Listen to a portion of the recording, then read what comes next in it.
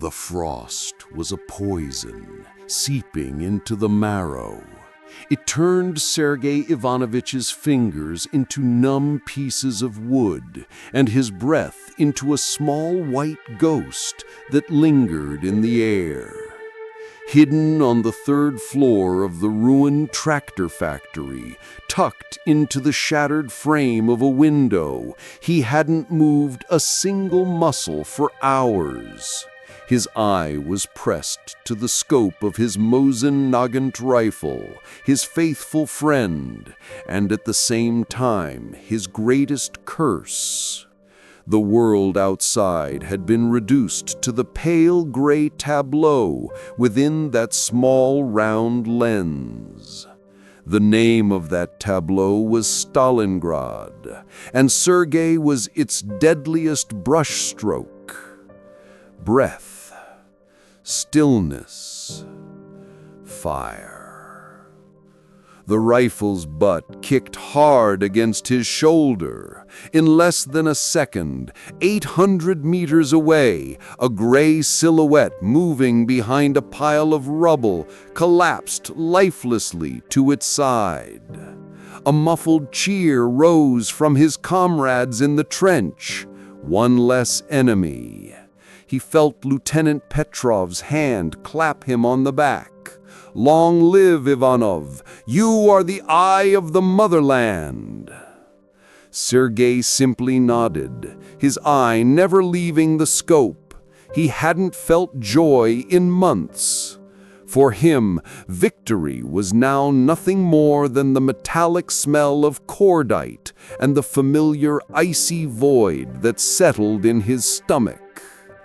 Everyone saw a hero, but in the cold glass of his scope, he watched the reflection of a man whose soul was slowly being erased.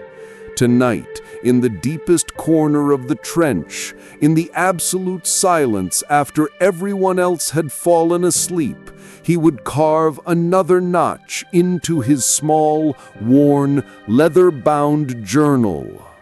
For a man whose face, uniform, and rank he would never know. For a soul. Before the war, these hands held chalk. Sergei had been a literature teacher in a small village near Leningrad. He would explain Pushkin's verses to the children, Tolstoy's deep analyses of the human soul. He spoke of the eternal battle between good and evil within man, the quiet whisper of conscience. Now, he tried to drown out that whisper with the howling of the wind through the ruins and the deafening screams of Stuka dive bombers. But he couldn't. Especially at night, when he reached for the yellowed pages of that journal, the voice of his conscience became a roar. October 21, 1942, he scribbled that night with frozen fingers. The faint light of the fire cast trembling shadows on his words. It was the 20th today. He was a young boy. Through the scope, I saw his eyes, wide with fear. I thought I heard him call for his mother. As I pulled the trigger, I thought of the small carved wooden bird Anya gave me, how delicately I had whittled its wings. These hands can both give life and take it away. God, if you exist, what kind of justice is this? He placed the journal in its secret pocket, sewn into the lining of his pack, where no one would ever find it. This journal was the last fortress of his humanity. The first rule of survival in Stalingrad was not to feel. The moment you felt, you hesitated. The moment you hesitated, you died. By day, Sergei had learned to be a killing machine. But at night, within the pages of this journal, he became that village teacher again, Anya's husband, an ordinary man, and the duality was tearing him apart from the inside. A few weeks later, a sinister rumor began to spread along the front line.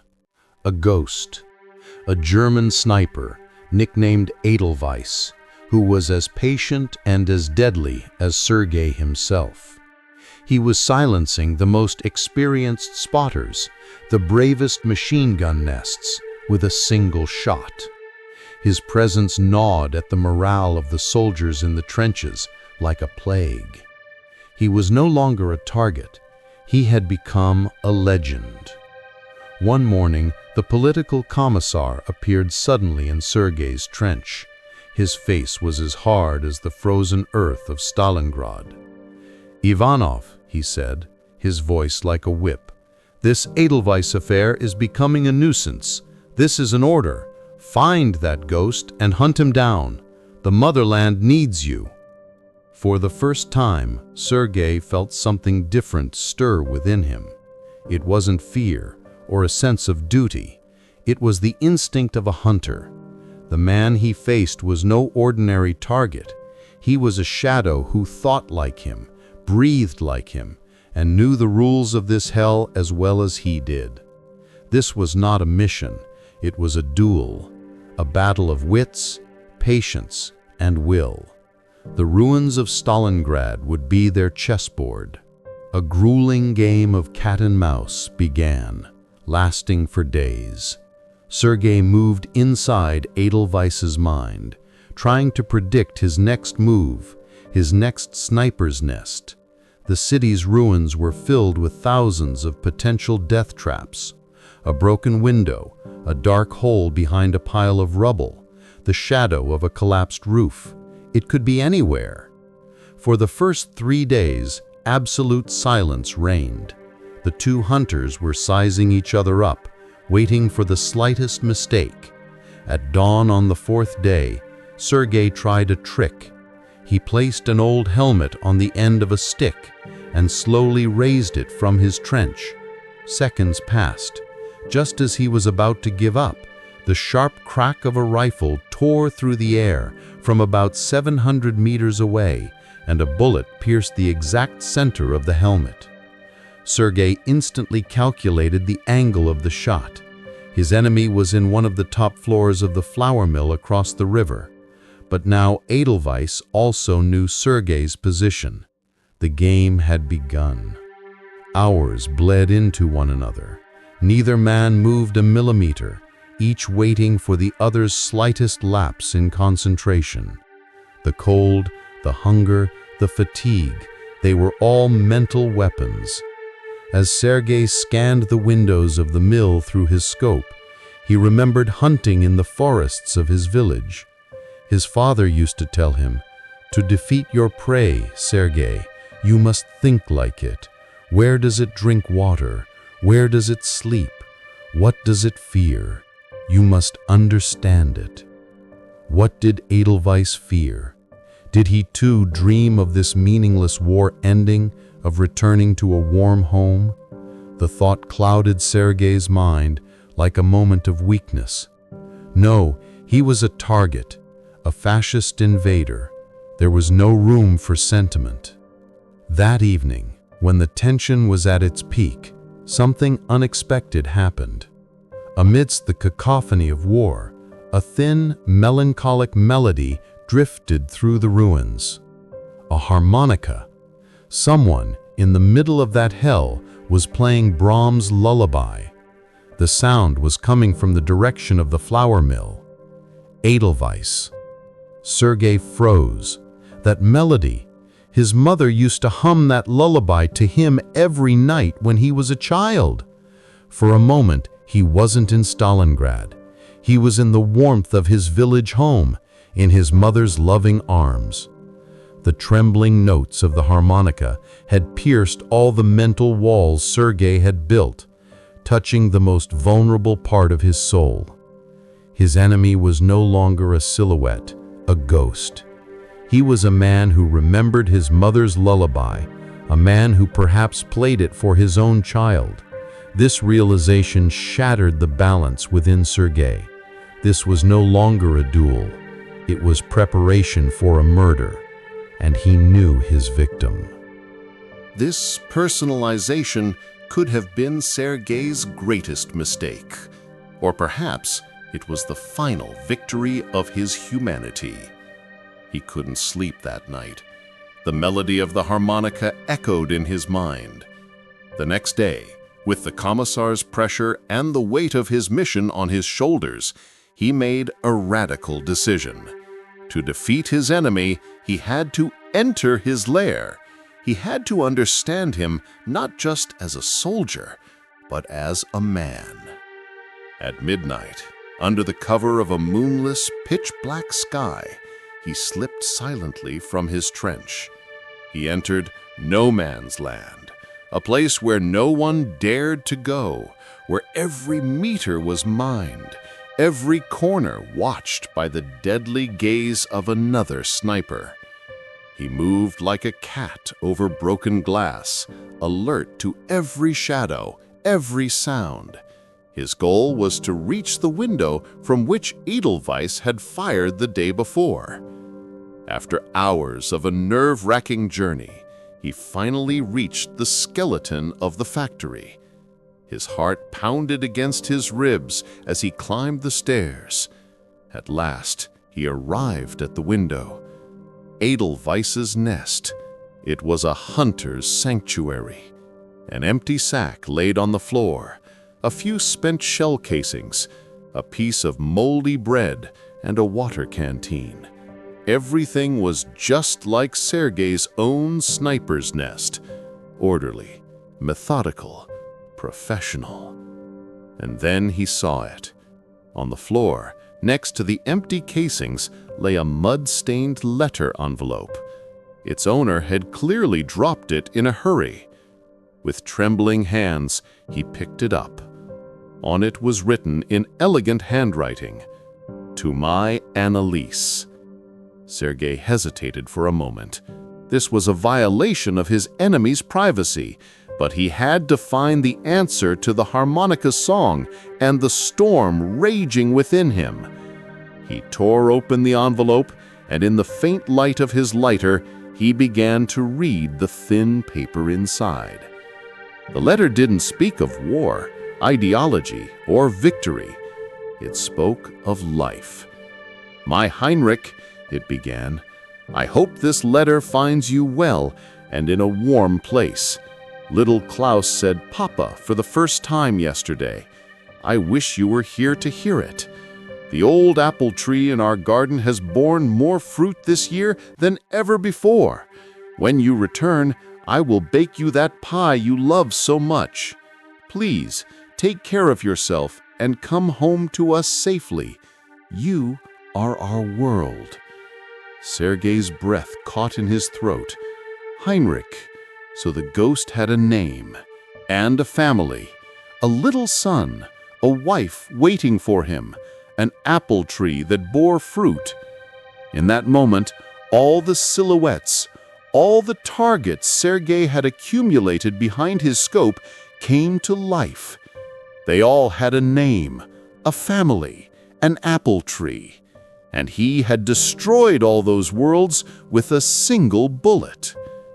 He folded the letter and carefully placed it in his pocket. When he returned to his trench at dawn, he was a different man. To the commissar's questioning gaze, who asked, "What's the result, Ivanov?" he simply replied, "It will be over tomorrow." The next morning, as the first pale rays of sun illuminated the frozen city, Sergei went to his usual sniper's nest. But this time, he did something different. He set his Mosin Nagant aside. He didn't even touch its scope. He took out his own journal and a pencil. On a blank page, he wrote a single sentence in the limited German he remembered from his school days. "Annalise and Klaus are waiting for you."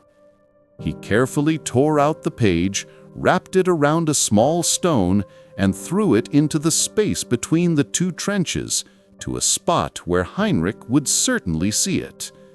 This was madness, a military crime. It was suicide. He had completely abandoned himself to his enemy's mercy. Seconds felt like centuries. His heart was pounding in his ears. With his naked eye, he looked at the window of the flour mill. After a while, there was movement at the window. Heinrich was cautiously looking at where the stone had landed. Then began the longest minutes of Sergei's life. Heinrich left his trench. He was completely exposed. If Sergei had wanted to, he could have shot him in seconds. But he didn't. Heinrich walked slowly to the paper, picked up the stone, and read the note. He froze when he read it. He remained motionless for a long time. Then he slowly raised his head and looked directly at Sergei's window. Between them lay 700 meters of rubble and a war. But in that moment, those two snipers saw each other's souls. Heinrich gave a slight nod toward Sergei. It was a sign of respect, of understanding. Then he slowly lowered his rifle and retreated back into his trench. A few minutes later, a single shot was heard from that area, but not in Sergei's direction. It was fired upwards into the leaden sky, like a farewell, a thank you, or perhaps a prayer. The next day, the sector of Edelweiss was completely silent. The ghost was gone. Sergei Ivanov survived the war. He fought all the way to Berlin. He returned to his village as a hero. The medals that adorned his chest were spoken of with pride by his neighbors, but he always kept those medals locked away in an old wooden chest. He never spoke a single word about the war. Years later, when his grandchildren asked him what the war was like, he would just look out the window and say, "It was cold, very cold." For him, the real victory wasn't raising the Soviet flag over Berlin, but sparing the life of an enemy on that freezing morning in Stalingrad. He carried the weight of all the lives he took on his shoulders for the rest of his days, but the single life he spared was the salvation of his soul. As an old man, he kept two things in the drawer of his bedside table until the end of his life: his own worn, leather-bound journal and a yellowed letter written in German. Shortly before he died, he wrote one last note in his journal. With a trembling hand, he wrote the most important sentence of his life. "That day in Stalingrad, I did not kill a man. And that day, I dreamed that the apple tree in my village was in bloom."